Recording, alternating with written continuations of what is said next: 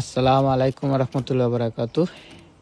আমি আপনাদের সাথে একটা আমার ইতিহাস মানে কবুতর লাইফে যেটা ইতিহাস আমার ডবল রিং এই কবুতরটা নাম দেওয়া হয়েছে আমার বউ দিছিল। আর এর মেয়ের বাচ্চা আমার লাইফে সর্বপ্রথম আমি রেস খেলে যেটা রেজাল্ট পেয়েছি আমার 222 তার মেয়ে ছিল।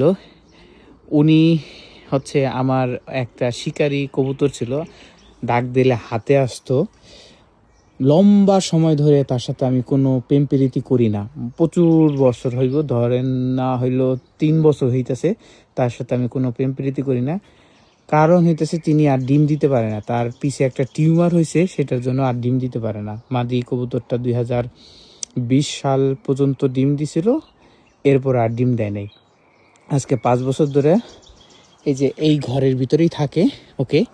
আর প্রায় সময় আমরা ছাড়ি, আজকে গোসল করার জন্য ছাড়া হয়েছিল, সেই জন্য উনি ওই লফট চিনে ওই লফটে যাওয়ার জন্য পাগল। তারপরও এই লফটে আসবো, আমি ডাক দিলে একটুখানি আমার কথা শুনে না কাম না সচ্ছি কমে হ্যাঁ না কাম